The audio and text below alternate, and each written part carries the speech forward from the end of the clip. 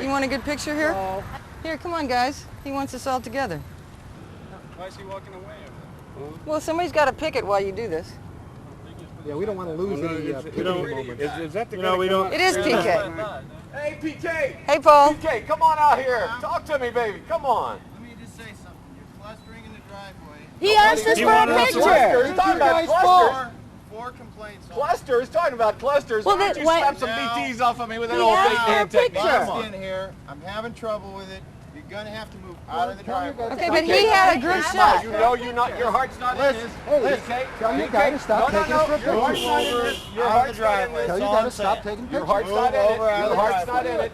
Your heart's not in this, PK. I can tell. Thank you for coming out. We'll be totally observant He's of my all the people who need to come in. What? Paul Kellerhouse. No, He's no, your we have to be ex-husband? in Yeah, the I used to be driveway. married to him. But we have to let cars come in. We Goodness. will. We What a never small block world. cars. Cars like that one. He's just looking at all the action.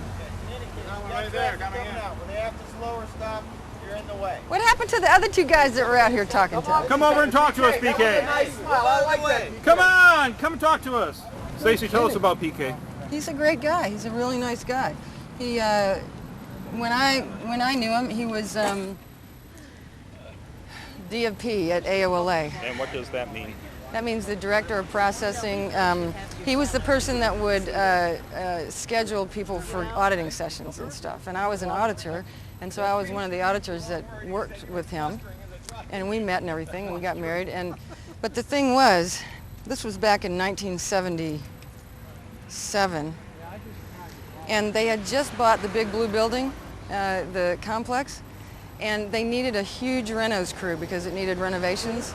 So they sent in all these missions into all the orgs and PAC to send people to the RPF for the renos crew because, you know, RPF people are really cheap labor.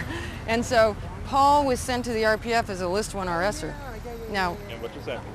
a List 1 RSer is the most horrible thing you can possibly be in Scientology because what it means is that you have evil thoughts about, seriously, you have evil thoughts about L. Ron Hubbard or Scientology or Mary Sue Hubbard or the E-meter or, you know, something regarding Scientology. It means you want to destroy Scientology.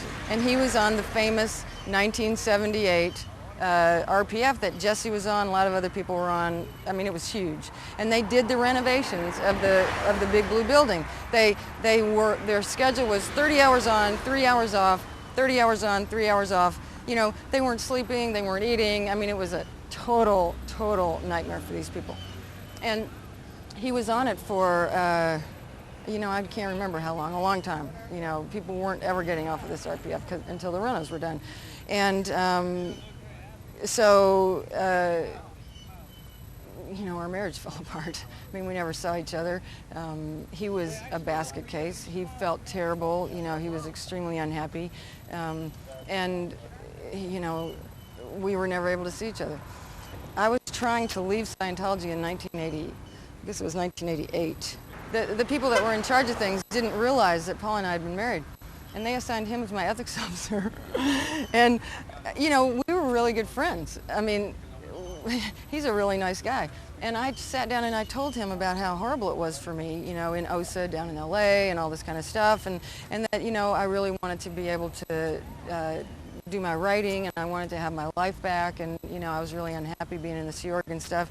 And he was like, well, I can understand that, you know. I mean, which is like totally not what you're supposed to say to a person, you know.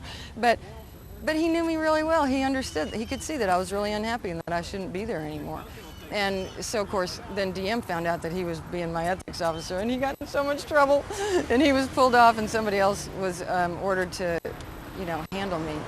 And I did, in fact, get handled for another year until I finally escaped permanently in 1989. But in any case, you know, Paul is a really nice person, and I am so sad to see him, you know, still here. And the first time I saw him since I've left was in Clearwater when I came down for the Lacey McPherson Memorial picket.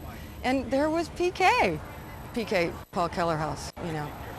There he was in charge of security at the Fort Harrison, you know, and it was really good to see him again. And, you know, he was glad to see me too, I could tell. He smiled, you know, but then, of course, he wasn't supposed to be nice to me, so he had to be kind of quiet about it. Then, with a few last photographs, we were on to our next location. They came out and said they called the police. Yeah. Stacy, don't get in his way. Mark's trying to take a little picture of it.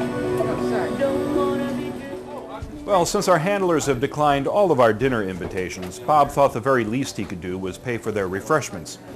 Let's bring it over here. We're handing it on for you. Yeah, bring it over. No thanks, I'll pay for it myself. No, we'll take care of it. Well, how's that for gratitude? This fellow won't even let his refreshments near the evil SPs. Bob, did we get it added on? No. Didn't want to do it.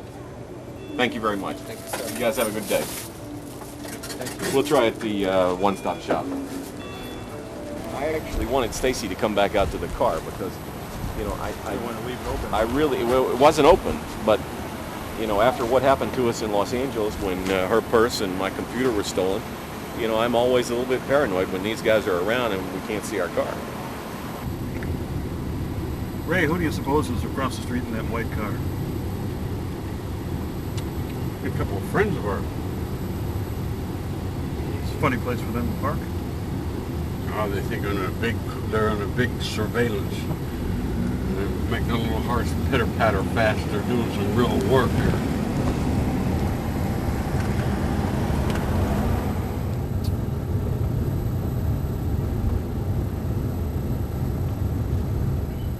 In order for them to get permission to do this superpower structure, they had to have sufficient parking.